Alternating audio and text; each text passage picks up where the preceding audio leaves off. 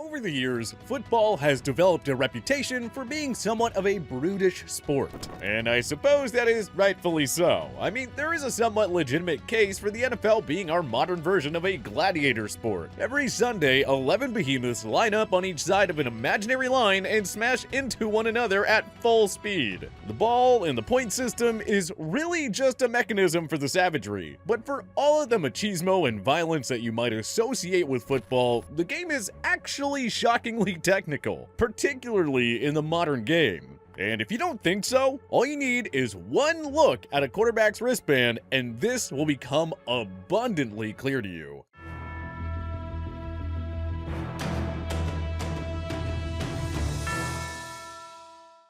Looks pretty complicated, huh? Even though today's QB wristbands look more like a foreign language than anything to do with football, the practice actually has some pretty modest origins. Check out this awesome shot of Tom Matt's wristband from 1965. Interestingly, Matt wasn't even a quarterback by trade. He has since humbly described his role in the NFL as being a sort of jack of all trades and master of none, as he told WBUR. I wasn't the superstar by no means. Now, if you ask me, there is a little bit more to Matt's career than that. He was a Pro Bowl running back who, after playing his college ball at Ohio State, played a long and successful career for the Baltimore Colts. Between 1961 and 1972, he was selected to 2 Pro Bowls, won 2 titles, and led the NFL in rushing touchdowns once. Oh, and he slotted in to start at quarterback during a game in 1965 when the Colts lost both of their quarterbacks due to injury, including Hall of Famer Johnny Unitas. The legendary head coach Don Shula decided that developing a little mobile cheat sheet for the running back might help ease the transition for him.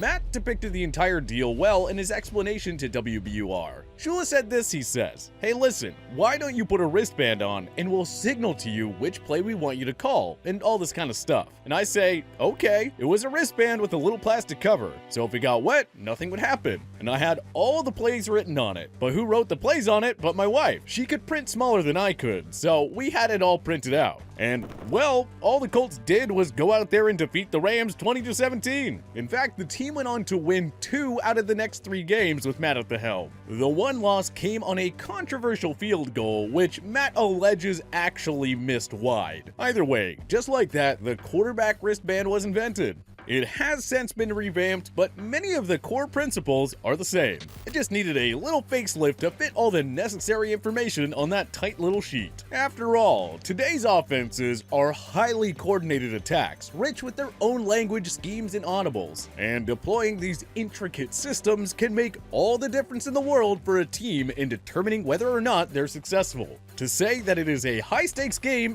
is a massive understatement. Admittedly, much of the responsibility for the offense falls on the head coach and the offensive coordinator. But even so, the team's quarterback also needs to be up to snuff on every last detail of the team's system. Back in the day, they used to be able to get away with a little bit of improv-laden gunslinging. But nowadays, they really need to be an extension of the coach on the field. They can have all the arm talent in the world, but in today's NFL, if you can't understand the technical side of the offense, you won't have a lick of success. That is something that we've seen time and time again. A star college quarterback tries to take the next step, and everyone seems shocked that he sputters. And it's almost always his inability to learn and implement the system. Think about how different it looks when you watch Andy Reid, Patrick Mahomes, and the rest of that dynamic Kansas City Chiefs offense go to work versus the New York Jets. When Kansas City gets going, it is downright surgical.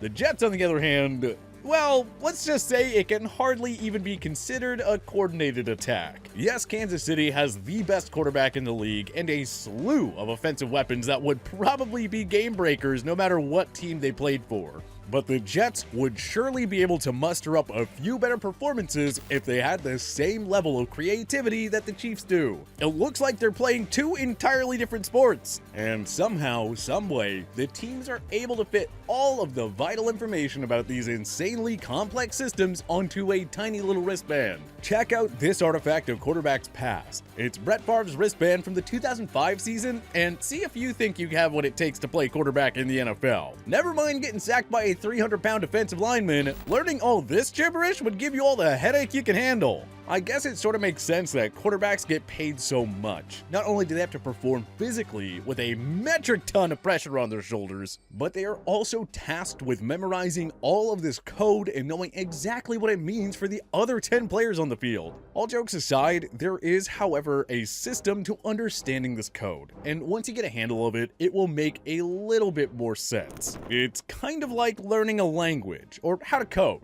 Once you start to understand the foundational concepts, it will all start to make much more sense. Take Tom Brady's wristband from his days as a New England Patriot, for example. There are a few key principles to understand that will help it all make a little bit more sense. First, the play call determines 3 different components: formation, protection, and routes. Second, be aware of which terminology is proprietary organizational verbiage. And lastly, try to remember that there are plenty of concepts that are consistent across almost all offenses. They're just masked by that organizational verbiage. For the Win did a great job of breaking down a specific play, number 45 on this wristband. The play reads, G, gun, Brown RT, right, 74 Haas X follow. Which, again, at face value sounds like a whole lot of nothing, but remember, learning these play calls is a huge part of the job for NFL players, and the wristband is just a tool to help keep everything running smoothly on game day. So, when Brady sees G, he knows to yell gun,